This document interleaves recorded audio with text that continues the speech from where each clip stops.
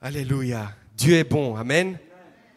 Vraiment, aujourd'hui, je me sens plus que jamais sûr de moi de prêcher. Je vais m'expliquer. C'est pas de l'orgueil, c'est pas quoi que ce soit. Ne vous inquiétez pas. Mais ça fait un petit temps que je savais que j'allais devoir prêcher aujourd'hui. Et bon, quand on le sait à l'avance, parfois c'est même un problème parce que j'avais 3 prédications pour aujourd'hui et je ne savais pas laquelle choisir. Et ça faisait une semaine que je me disais, Seigneur, qu'est-ce que je vais faire? Les 3 prédications, je ne vais pas pouvoir les faire, sinon ils ne vont pas me suivre, tout le monde ici. Ils ne vont pas m'attendre 3 heures. Et alors je priais, et j'avais du mal, je n'arrivais pas à me décider. Mercredi, pour une personne comme moi, je me suis dit, allez, je vais jeûner. Moi qui mange beaucoup, c'était pas facile. Mais mercredi, j'ai fait ça, j'ai jeûné. J'ai demandé à Dieu, Seigneur, vraiment aide-moi à vraiment, dirige-moi vers ce que je dois dire ce matin parce que j'ai trop à dire là. J'ai continué à prier, j'avais pas vraiment d'éclaircissement. Et vendredi soir, ça a commencé, grâce à Dieu. Il a commencé à me parler, mais j'étais pas encore certain à 100%. Et puis, hier, on a eu toute une réunion des jeunes, on était à l'extérieur et tout ça. Et puis après, je suis rentré, j'ai dit, Seigneur, vraiment, là, maintenant, il faut vraiment que tu m'aides. Et jusqu'à ce matin, j'étais pas encore certain de tout ce que j'avais préparé. Et puis, le frère Franco, il monte. Et devinez de qui il parle. Vous vous en rappelez? De qui il a parlé? Du prophète Élie. Et ce matin, on va parler justement de l'histoire du prophète Élie. Et je dis ça pourquoi? Parce que vraiment, je voudrais qu'on puisse avoir tous une oreille attentive. Dieu veut vraiment nous parler. Dieu veut vraiment que nous puissions mettre notre foi en action à partir de ce matin. Amen. Est-ce qu'on est prêt à le faire? Vraiment que nous puissions sortir de cette caverne comme le prophète Élie était pendant un moment pour mettre notre foi en action. C'est vraiment le titre de ce matin. Mets ta foi en action. Et voilà, ce que je vais dire maintenant, on l'a déjà certainement tous entendu, mais pourtant je vais le répéter à nouveau en espérant que tout le monde pourra y croire avec conviction, avec assurance. Amen. Dieu a de grandes choses prévues pour nous. Pour toi, pour moi, pour nos familles, pour cette église. Il l'a déjà promis tellement de fois, mais bien souvent, on se laisse avoir à nouveau par le doute et on remet ça à nouveau de côté. Mais c'est une promesse que Dieu a déjà faite pour nous. Seulement, elle restera que promesse si on ne prend pas possession de cette promesse, si on ne met pas notre foi en action. Vraiment, il est temps d'arrêter d'être un chrétien juste du dimanche. Dieu veut que nous mettions notre foi en action chaque jour de notre vie. Attention, je ne suis pas en train de dire que ça ne sert à rien de venir le dimanche. Ce n'est pas ça. C'est très important de venir le dimanche, en semaine, pendant les rayons de prière, les enseignements. Tout ça, c'est très important pour se ressourcer, pour être restauré, renouvelé. Mais Dieu veut plus que ça pour nous. Dieu veut nous donner des bénédictions, pas seulement le dimanche, mais chaque jour de la semaine. Est-ce que vous voulez être béni chaque jour de la semaine? Amen. Il y a quelqu'un qui veut être béni chaque jour de la semaine ici? Alors mettons notre foi en action. Dieu veut que nous mettions notre foi en action. C'est uniquement de cette manière qu'on pourra expérimenter les grandes choses que Dieu a prévues pour nous. Je ne sais pas pour vous, mais pour moi, c'est pas assez si Dieu fait des grandes choses juste le dimanche. Si vous vous contentez de ça, c'est déjà bien. Je ne vais pas dire que c'est pas bien. Mais Dieu veut faire des grandes choses pour nous chaque jour de notre vie. Et pour cela, il veut que nous ayons une relation avec lui. Amen. Alors on va lire ensemble aujourd'hui dans 1er Roi, dans l'Ancien Testament, 1er Roi, prenez votre Bible, prenez votre smartphone uniquement pour lire la Bible. Ne vous laissez pas avoir par tous les messages WhatsApp ou Instagram que vous pourriez recevoir ensuite. Alors, 1er Roi, chapitre 18, du verset 36 à 39. Et ensuite, gardez votre Bible, gardez le texte biblique parce qu'on va lire quelques versets. On va suivre l'histoire un petit peu aujourd'hui d'Élie, du prophète Élie, justement. Et voilà, comme ça, vous pourrez suivre avec moi pour les lectures. Alors, 1er Roi, chapitre 18, versets 36 à 39. On y va avec la lecture. Bon, j'ai peut-être une version différente que vous, mais ça ne devrait pas changer énormément. À l'heure habituelle de l'offrande du soir, le prophète Élie s'approcha de l'autel et pria. « Éternel, Dieu d'Abraham, d'Isaac et d'Israël, que l'on sache aujourd'hui que c'est toi qui es Dieu en Israël, que je suis ton serviteur et que j'ai fait tout cela sur ton ordre.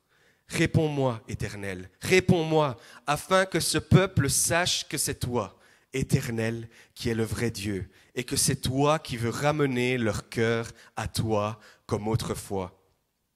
Le feu de l'Éternel tomba du ciel et consuma l'holocauste, le bois, les pierres et la terre, et il réduisit en vapeur l'eau de la rigole. Quand le peuple vit cela, tous tombèrent le visage contre terre en s'écriant, « C'est l'Éternel qui est Dieu, c'est l'Éternel qui est Dieu. » Amen. Alors, je ne sais pas pour vous, mais ce matin, j'ai vraiment le feu. Et si vous n'êtes pas prêts à me suivre, je vais paraître pour un fou ce matin pour vous. Alors, est-ce que vous avez le feu aussi ce matin? Amen.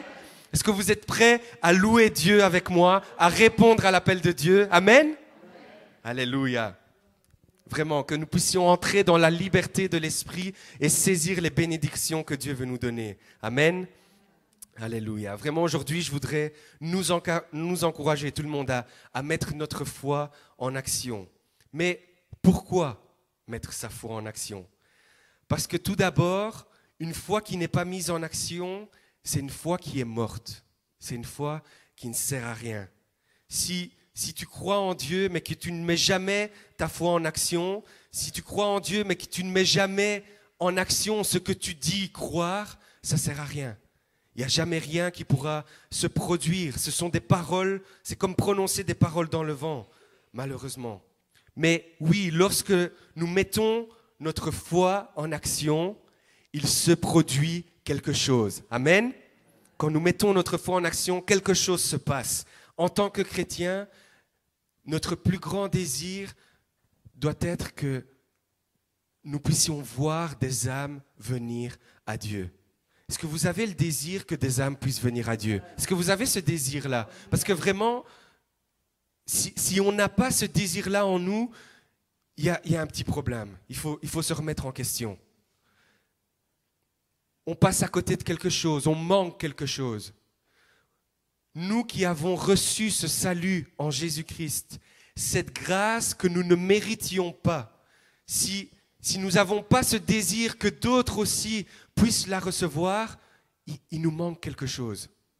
Le vrai amour, c'est ça, c'est de partager notre foi, c'est de pouvoir voir que d'autres puissent vivre la même chose que nous vivions. Amen. Mettons notre foi en action. Dieu veut que nous vivions vraiment une foi extraordinaire pour toucher les gens, pour toucher le cœur des gens et pour que plein d'âmes puissent venir à Dieu. Est-ce que nous avons vraiment le désir de voir cette église grandir, de voir cette ville continuer à grandir dans les voies de Dieu, de nombreux cœurs être touchés? Amen. Moi, je ne sais pas pour vous, mais je trouve qu'on est encore trop peu ce matin. L'église est pas mal remplie, mais je trouve que c'est encore trop peu. Je voudrais qu'on puisse rajouter des bancs, qu'on puisse abattre le mur là et qu'on puisse aller jusqu'au fond. Je voudrais que les gens puissent être touchés par la parole de Dieu et que leur vie soit changée. Est-ce que c'est votre désir aussi? Amen. Alléluia. C'est important pour cela de partager notre foi, de partager la bonne nouvelle. Mais pour cela, nous devons mettre notre foi en action. Alors les versets que nous avons lus maintenant nous parlent justement d'une personne, le prophète Élie, qui a mis sa foi en action. Et on va parcourir son histoire ensemble. Alors, c'est vrai, certains pourraient dire, oui, mais bon, c'est le prophète Élie, c'est un grand prophète, nous, c'est pas la même chose, lui, c'est pas n'importe qui quand même. Mais le prophète Élie est devenu ce qu'il est, il est devenu un élément utilisé puissamment pour Dieu, simplement parce qu'il a mis son peu de foi en action. Parce qu'il s'est mis en marche pour Dieu, parce qu'il a fait confiance et qu'il a obéi à Dieu. Amen. Qui veut devenir un prophète Élie ici? Il faut juste mettre le peu de foi que nous avons en action. Et Dieu va nous utiliser puissamment comme il l'a fait avec le prophète Élie. Amen. Est-ce que vous êtes toujours là? Je ne vous ai pas perdu? Vous êtes avec moi? Si vous êtes là, dites oui. Amen. Merci. Je vais vous secouer comme ça. Je vais vous ramener à moi. S'il y a quelqu'un qui s'endort, n'hésitez pas. Je vous donne l'autorisation. Vous pouvez lui mettre un petit coup de coude, gentiment quand même. Hein. Alors, cette histoire, on va voir le contexte maintenant de cette histoire. C'était vraiment un contexte très dur. C'était le peuple de Dieu, le peuple d'Israël, s'était vraiment détourné de Dieu, mais vraiment comme il faut, là. Depuis de nombreuses années, tous les rois d'Israël, tous ceux qui se sont succédés, étaient l'un pire que l'autre. Tous faisaient des choses abominables.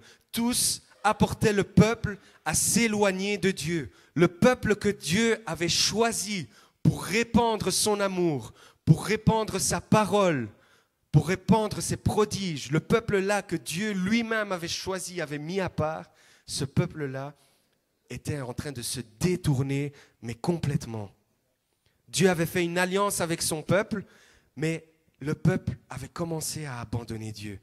Ils avaient laissé entrer les coutumes païennes chez eux, dans leur culture aussi, dans leur vie de tous les jours. Et ils commençaient à adorer aussi les faux dieux, les dieux Baal. Alors, je vais vous expliquer à quel point c'est terrible le niveau auquel le peuple d'Israël était tombé. Adorer les dieux Baal, c'était vraiment quelque chose d'abominable. Vous savez, c'est pas comme s'il y avait juste une statue d'un faux dieu là et qui se mettait devant et qui priait cette statue-là. C'est bien pire que ça. Vous savez, les dieux Baal, la majorité, parce qu'il y en avait plein, mais la majorité concernait la fertilité, dans le sens la provision. La fertilité de la terre. Vous savez, aujourd'hui, il y a plein de travail. On travaille dans des usines, dans des entreprises et tout ça. À l'époque, le travail, c'était la terre. Il y avait, pour pouvoir vivre, il fallait des terrains, cultiver certains aliments, il fallait des animaux. Le travail, vraiment, c'était la terre. Mais lorsque la terre n'était pas fertile, lorsqu'il n'y avait pas d'eau qui tombait, lorsque la terre ne donnait pas du fruit, ils n'avaient aucun aliment et même les animaux qu'ils avaient ne pouvaient pas se nourrir parce qu'il n'y avait pas d'herbe, il n'y avait rien du tout. Donc c'était le désert total pour les personnes lorsqu'il n'y avait pas de fertilité. La fertilité aussi dans le sens des personnes avaient absolument besoin d'avoir une descendance à ce moment-là. Parce que lorsqu'ils devenaient vieux, ils avaient besoin que leurs enfants puissent s'occuper d'eux. Sinon, c'était fini pour eux. Ils mouraient beaucoup trop tôt. Donc les deux choses les plus importantes, c'était ça, par rapport à la fertilité, par rapport à la provision. Il fallait que la terre soit fertile et il fallait que le corps soit fertile pour avoir une descendance. Et lorsque ça ne se passait pas comme ça, lorsque des personnes ne pouvaient pas avoir d'enfants, lorsque la terre ne produisait pas de fruits, de légumes, tout ce qu'on veut, les personnes allaient dans le temple des Baals, des dieux Baals. Et dans ce temple païen-là, il y avait des prostituées. des prostituées hommes et des prostituées femmes, les deux. Et toute personne qui voulait recevoir la provision, l'abondance, allait et se prostituait aussi avec ces personnes-là qui étaient dans le temple. C'était une manière de dire « j'ai une relation sexuelle avec les dieux Baal ». Et en ayant cette relation sexuelle, il va rendre mon corps, mes terres, fertiles. Il va pourvoir à toutes ces choses. C'était vraiment dégueulasse, désolé de la parole. C'était vraiment abominable, ces coutumes que ces idolâtres avaient. Ils faisaient ça en se disant, oui, de cette manière, les dieux Baal vont me répondre et vont produire quelque chose pour mes terres et pour ma famille. Les gens avaient besoin d'abondance, de provision, et ils tombaient dans des abominations comme ça. Et malheureusement, même le peuple de Dieu s'est laissé avoir par ces choses. Bon, c'est vrai, on pourrait peut-être les juger, mais imaginez-vous, lorsque vous êtes là et que vous n'avez plus rien à manger, plus rien à boire, parce que votre terre ne donne rien. Vous ne pouvez pas avoir d'enfants, pas de descendance, pas de personnes qui puissent s'occuper de vous. Il y avait des personnes du peuple de Dieu qui malheureusement choisissaient d'essayer quand même ça. On va quand même essayer. On ne sait jamais. Peut-être que ça va marcher. Aujourd'hui, il y a tellement de choses que l'ennemi veut utiliser pour nous éloigner, pour nous détourner de Dieu. Des choses qui parfois semblent pas très graves, comme des choses parfois vraiment abominables. Mais les choses qui sont pas très graves, c'est pour nous faire arriver à quelque chose d'abominable après, ne vous inquiétez pas. L'ennemi est vraiment comme ça. Il agit petit à petit pour nous éloigner complètement de Dieu. Alors, soyons attentifs à tous les pièges que l'ennemi met pour nous éloigner de Dieu, comme il l'a fait avec le peuple d'Israël. C'était vraiment inimaginable comme le peuple d'Israël s'était éloigné de Dieu. Vous êtes toujours avec moi? Vous me suivez? Amen. Dieu va alors utiliser une personne, le prophète Élie, pour ramener son peuple à lui. Il va permettre une épreuve, une sécheresse de 3 ans. Il va permettre cette épreuve-là comme jugement tout d'abord, parce que le peuple s'était détourné de lui. Mais ensuite, donc comme jugement pour la rébellion, mais aussi, il va ensuite utiliser cette épreuve pour démontrer sa puissance et pour démontrer que lui seul est le vrai Dieu. Amen. Est-ce qu'il y a des personnes qui ont des épreuves aujourd'hui? Je pense que tout le monde, on passe par des moments difficiles, en tout cas dans notre vie. Si ce n'est pas le cas aujourd'hui, tant mieux. Ce n'est pas une prophétie, mais ça risque d'arriver bientôt. Les épreuves viennent, elles s'en vont, elles reviennent. Mais c'est une manière pour que Dieu puisse montrer sa gloire. Si nous avons des épreuves aujourd'hui, c'est difficile, mais disons gloire à Dieu. Parce que à travers ces épreuves, Dieu nous appelle à mettre notre foi en action pour qu'il puisse démontrer sa puissance. Est-ce qu'on est prêt à mettre notre foi en action? Amen? Très bien. Si on est prêt, alors il faut des épreuves. Parce que c'est dans ces moments-là que Dieu montre sa puissance. C'est dans l'épreuve que nous pouvons vraiment mettre notre foi en action. Et écoutez bien ça, vraiment, c'est important de bien comprendre ça. Dieu ne pourrait pas agir si tout va bien tout le temps. Dieu ne pourrait pas démontrer sa puissance s'il n'y a pas des épreuves. Est-ce qu'il pourrait y avoir des guérisons s'il n'y a pas de maladie? Est-ce qu'il pourrait y avoir des guérisons s'il n'y a pas de maladie? Non, sans maladie, pas de guérison. Mais quand c'est nous qui sommes dans la maladie, quand même, on aimerait bien que ça n'arrive pas. C'est vrai, quand l'épreuve arrive, on n'a pas envie qu'elle soit là. Mais au milieu de l'épreuve, quand nous mettons notre confiance en Dieu, il est capable de démontrer sa puissance et de changer les situations. Sans l'épreuve, Dieu ne peut pas démontrer sa puissance. Il ne pourrait pas y avoir de guérison sans maladie. Est-ce qu'il pourrait y avoir des délivrances sans oppression? Est-ce qu'il pourrait y avoir des victoires sans combat? Non. Alors, n'ayons pas peur dans les combats de la vie que nous devons affronter. N'ayons pas peur dans les épreuves, dans les tentations que nous devons surmonter parce que Dieu est au milieu de cette tempête, de cette épreuve avec nous pour nous sortir de cela. Alors que nous arrivons dans ces moments difficiles, Dieu voit déjà le bout. Dieu a déjà la solution pour nous faire sortir de là. Dieu a déjà le plan, il sait déjà de quelle manière il va démontrer sa puissance. Mais à nous d'avoir confiance en Dieu et de mettre notre foi en action. Amen. Alléluia. Sois loué, Seigneur. Vraiment, que nous puissions être libres dans la présence de Dieu et adorer notre Dieu. Amen.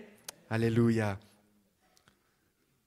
On va continuer l'histoire. On va revenir juste un petit peu avant. C'est dans 1 Roi, chapitre 17, le chapitre juste avant, verset 1.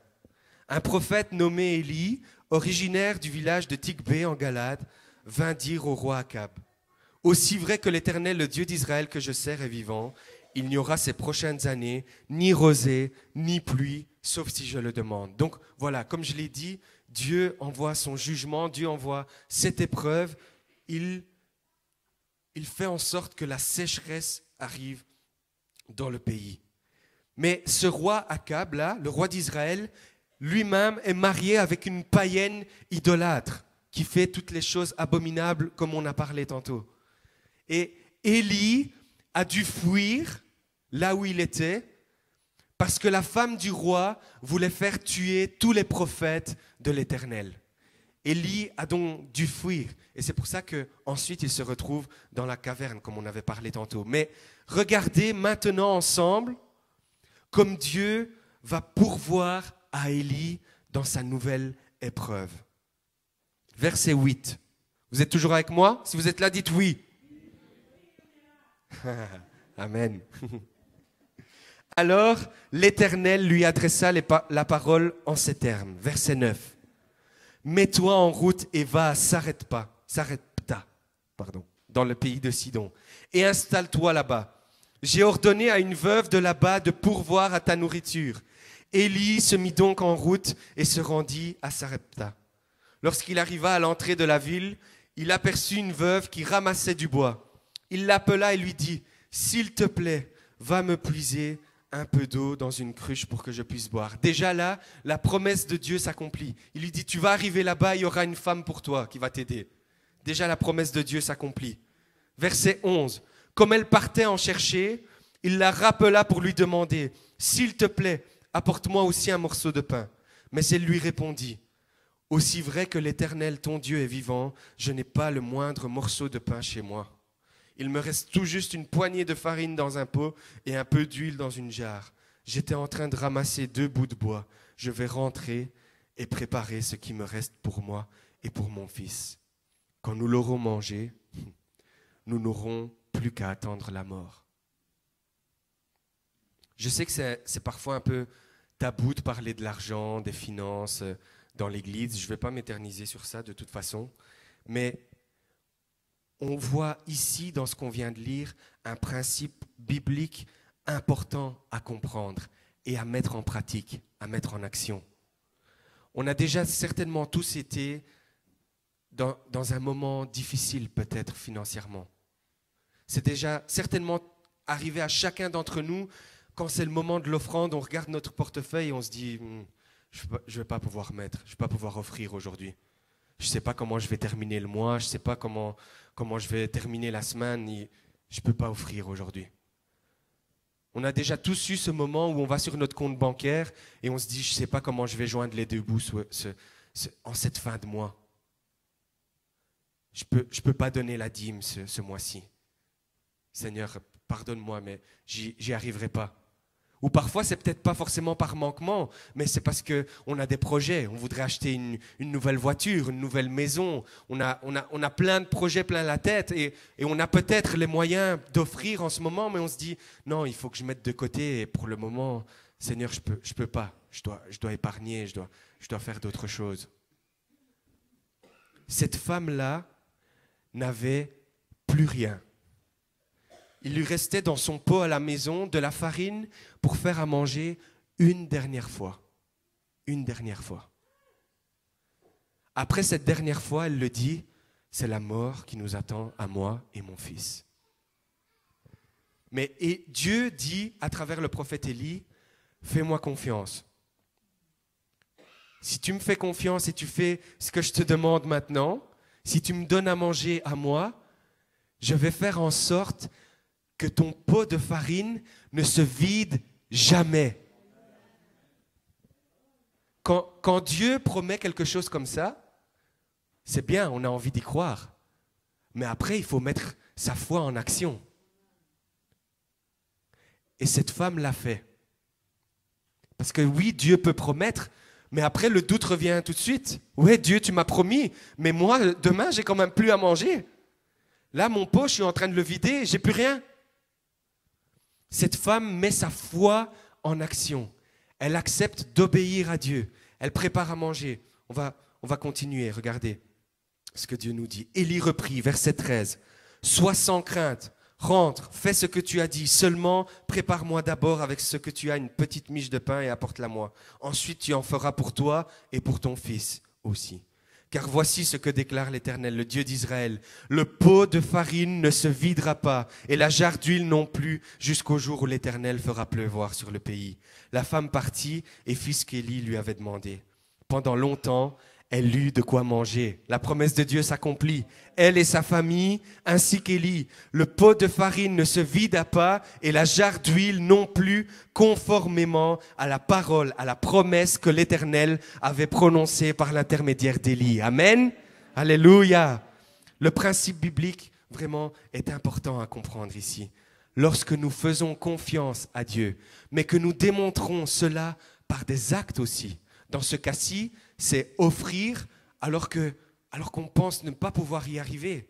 Quand on fait quand même cet acte de foi, alors Dieu démontre sa provision surnaturelle qu'on ne peut pas comprendre, mais qui pourtant arrive tout de même. Amen. Nous pouvons voir également que lorsque Dieu promet quelque chose, ça s'accomplit vraiment. Dans cette histoire, il a promis à Élie qu'il ne manquerait de rien, qu'il pourvoirait pour lui, et c'est bien ce qu'il a fait. Pourquoi ne le ferait-il pas pour nous?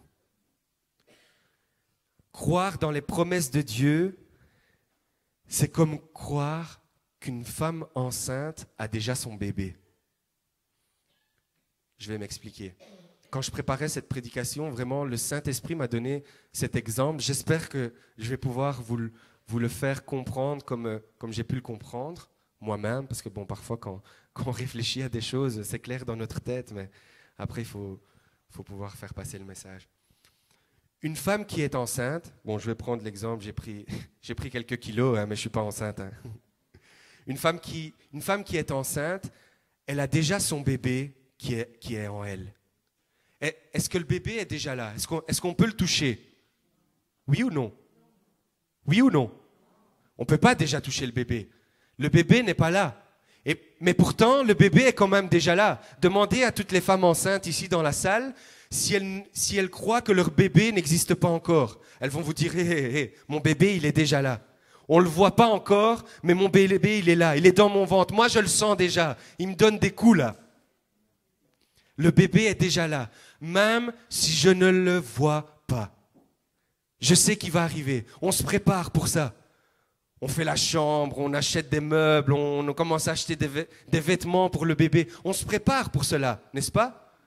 Ceux qui n'ont pas encore eu d'enfants, je pense que oui, peut-être vous ne comprenez pas, mais en tout cas, tous les autres, vous êtes certainement déjà passés par cette situation-là. Mais c'est simple à comprendre. Le bébé n'est pas encore là physiquement, mais il est déjà là. Il est là dans le ventre. On ne le voit pas, mais il est déjà là. Amen? On est tous d'accord avec ça? Pourquoi on ne serait pas d'accord avec ça quand c'est la promesse de Dieu? La promesse de Dieu, tu ne la vois pas. Tu ne la vois pas avec tes yeux physiques maintenant. Mais quand Dieu a promis, le moment où il promet, la chose est déjà accomplie. Déjà, tu ne la vois pas, mais elle va arriver. Elle existe déjà. Tu ne la vois pas encore, mais elle existe déjà. Ce que Dieu t'a promis va arriver.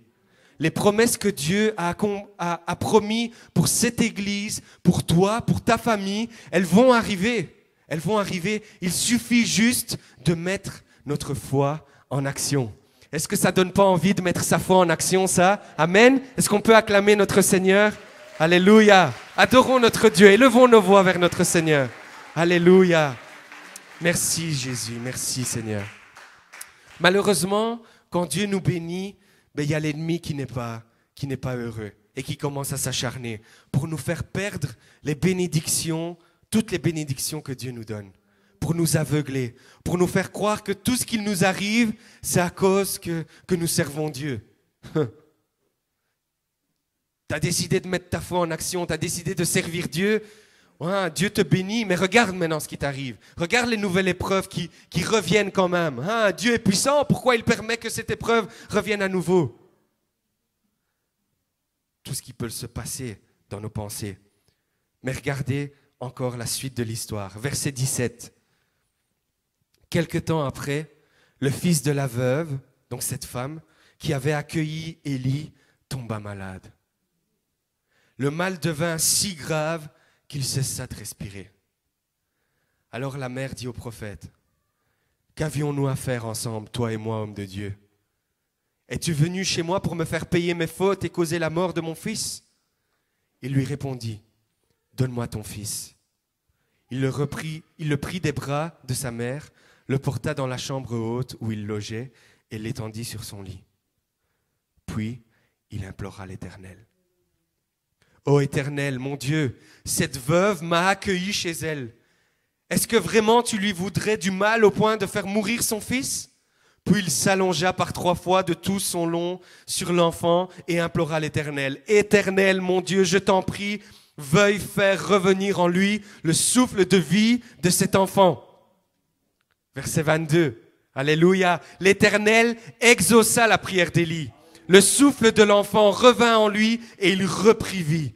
Élie prit l'enfant, le descendit de la chambre haute à l'intérieur de la maison et le rendit à sa mère en disant, « Viens voir, ton fils est vivant. » Alors la femme s'écria, « Maintenant, je sais que tu es un homme de Dieu et que la parole de l'Éternel que tu prononces est vraie. » Amen. Est-ce que nous croyons que Dieu est vivant? Est-ce que nous croyons que Dieu est capable, qu'il peut accomplir des miracles encore aujourd'hui? Alléluia. Vraiment. On a l'impression que c'est impossible aujourd'hui qu'une personne puisse revenir à la vie. Pourtant, on a déjà quand même entendu des témoignages par rapport à ça. Des personnes qui sont déclarées scientifiquement, cliniquement mortes et après quelques minutes, après quelques heures, après une prière, elles reviennent à la vie. Est-ce que vous croyez que ça peut arriver dans notre église, dans notre ville, ça, dans notre entourage? Est-ce que vous y croyez? Amen. Est-ce que vous croyez que Dieu peut vous utiliser pour ça aussi? Dieu veut que nous mettions simplement notre foi en action. Il n'a pas fait quelque chose d'extraordinaire, là, le prophète Élie. Il a juste mis sa foi en action. Il a juste prié Dieu. Et Dieu est intervenu. Oui, mais si je prie et que ça ne se passe pas après, ça c'est l'ennemi. C'est l'ennemi qui met le doute dans nos vies, dans nos pensées. Il faut chasser ces pensées-là, il faut refuser ces pensées-là lorsque nous les avons. Nous devons simplement mettre notre foi en action et obéir à ce que Dieu nous demande de faire. Amen. C'est en mettant notre foi en action que nous pourrons voir des miracles, des prodiges, comme nous venons de le lire, de l'entendre maintenant. Croire aux miracles, c'est croire que Dieu est capable de rendre possible ce qui est impossible pour l'homme. C'est ça le miracle. Est-ce qu'on croit au miracle? Amen. Pour que cela arrive, nous devons mettre notre foi en action. On va continuer l'histoire. 1 Roi, chapitre 18, verset 1. Bien des jours s'écoulèrent. Au cours de la 3e année de sécheresse, l'Éternel adressa la parole à Élie en ces termes. Va trouver Akab, donc le roi, et je ferai pleuvoir sur ce pays. Dieu va enfin mettre un terme à l'épreuve. Il va démontrer qui il est vraiment.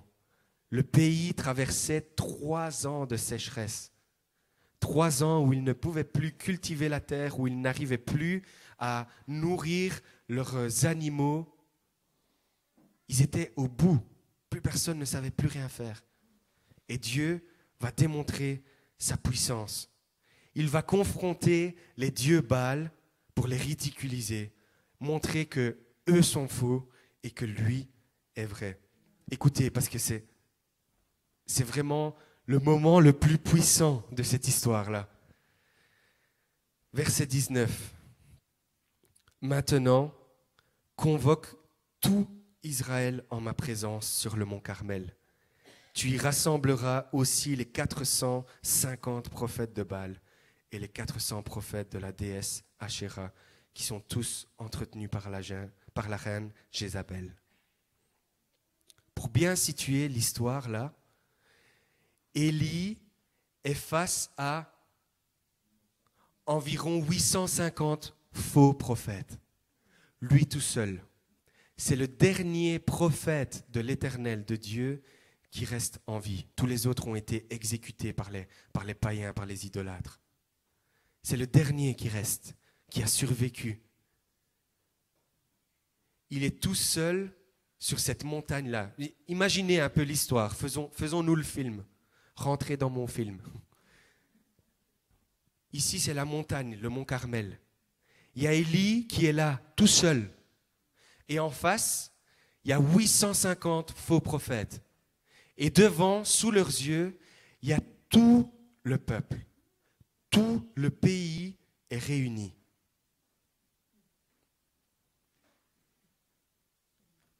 Et Dieu, le vrai Dieu, va être confronté au faux Dieu.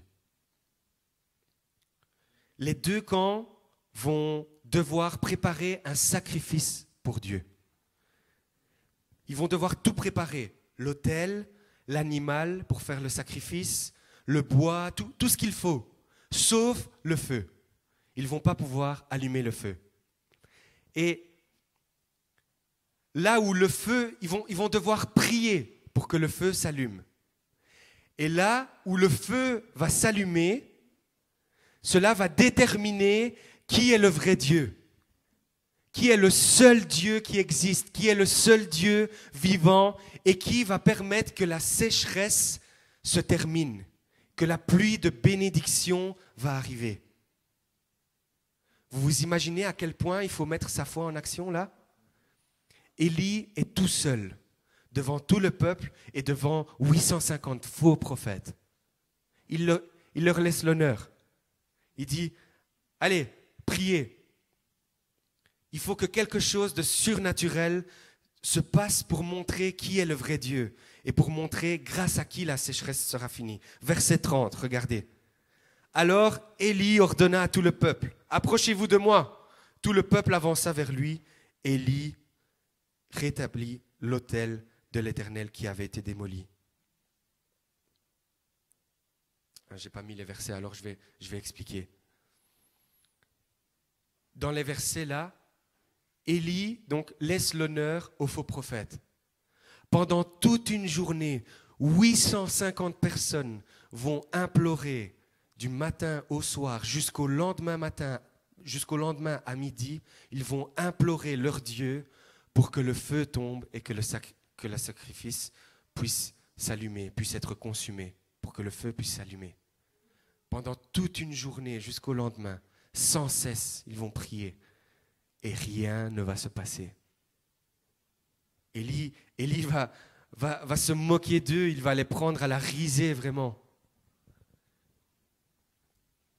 Ensuite, c'est à son tour.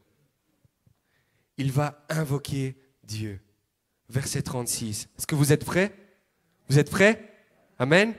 Verset 36. À l'heure habituelle de l'offrande du soir, le prophète Élie s'approcha de l'autel et pria.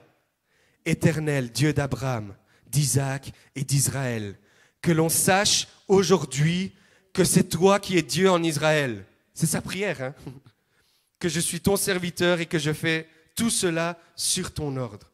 Réponds-moi, Éternel, réponds-moi, afin que ce peuple sache que c'est toi, Éternel, qui est le vrai Dieu, et que c'est toi qui veux ramener leur cœur à toi comme autrefois. Le feu de l'Éternel tomba du ciel et consuma l'holocauste, le bois, les pierres et la terre, et il réduisit en vapeur l'eau de la rigole. Quand le peuple qui était en face vit cela, tous tombèrent le visage contre terre en s'écriant, c'est l'Éternel qui est Dieu, c'est l'Éternel qui est Dieu. Amen. Alléluia. Est-ce qu'on peut déclarer, c'est l'Éternel qui est Dieu? Déclarons-le. Oui, Seigneur, tu es le vrai Dieu. Tu es le seul Dieu. Alléluia. Tu es vivant. Tu es tout-puissant. Merci, Seigneur. Je vais conclure. Je vais inviter le groupe de louanges à venir, à s'approcher. On va chanter un chant ensemble. Et je voudrais qu'on puisse incliner nos têtes maintenant, qu'on puisse vraiment prendre ce moment à part là pour Dieu. Dieu veut que... Écoutez bien, ne nous laissons pas distraire en cet instant. Dieu veut que nous mettions notre foi en action. À partir d'aujourd'hui où tu as reçu cette parole, Dieu va permettre des situations, des circonstances. Il va créer des circonstances pour que tu puisses mettre ta foi en action. Il faut prendre maintenant notre courage à deux mains et entrer dans cette obéissance, dans cette confiance en Dieu. Dieu va permettre que nos amis à l'école ou que nos collègues de travail vont nous parler de leurs problèmes, vont nous parler de leurs maladies. Et à ce moment-là, il faudra refuser les voix de l'ennemi qui nous disent « ça ne va pas se passer, ça ne va pas marcher ». Dieu va nous utiliser pour prier pour ces personnes et pour que la maladie s'en aille, pour qu'il puisse y avoir des miracles, des guérisons. Dieu va nous utiliser pour que les circonstances dans ces familles-là puissent changer, pour que les familles détruites puissent être restaurées à nouveau. Mais n'ayons pas peur. N'ayons pas peur de demander, de dire « je vais prier pour toi parce que je crois que mon Dieu peut faire quelque chose ». Je crois que mon Dieu, face à tout ce qui est faux dans ce monde, face à tous ces faux prophètes, face à tous ces faux dieux, à ces faux médiums dans ce monde, je crois que mon Dieu peut faire descendre le feu et s'allumer ce feu. Je crois que lorsque je vais prier pour toi, quelque chose va se passer. Mettons notre foi en action. Dieu nous appelle à mettre notre foi en action avec nos proches, avec nos familles, avec nos amis, avec nos collègues de travail. Mettons notre foi en action. Amen. Mais avant de terminer, il y a une symbolique très importante à comprendre dans cette histoire par rapport au feu. Alors que le peuple est dans la sécheresse, alors que le peuple a besoin d'eau, Dieu envoie du feu et pas de l'eau. Dieu envoie du feu. Il envoie d'abord le feu avant d'envoyer l'eau. Parce qu'à la fin de l'histoire, il envoie après des torrents, des pluies vraiment abondantes qui va permettre que le pays ne soit plus dans la sécheresse. Écoutez bien cela. Avant de déverser ces bénédictions en abondance dans notre vie, avant de déverser les pluies de bénédictions dans notre vie, Dieu envoie son feu. Il y a deux côtés au feu. Le feu est d'abord synonyme de purification. Quand Dieu envoie son feu, est-ce que nous voulons que Dieu envoie son feu? Quand Dieu envoie son feu, il envoie son feu pour tout brûler, pour brûler tout ce qui est mauvais en nous. Est-ce qu'on veut toujours le feu de Dieu? Est-ce qu'on veut toujours que Dieu envoie son feu? Alors il va brûler tout ce qui est mauvais en nous. Il va enlever tout ce qui est mauvais en nous. Cette purification, c'est se mettre à part pour Dieu. C'est ça que ça veut dire.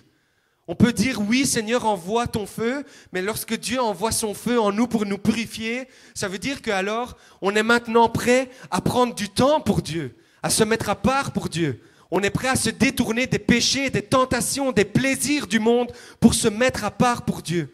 On est prêt à prendre moins de temps pour nos plaisirs,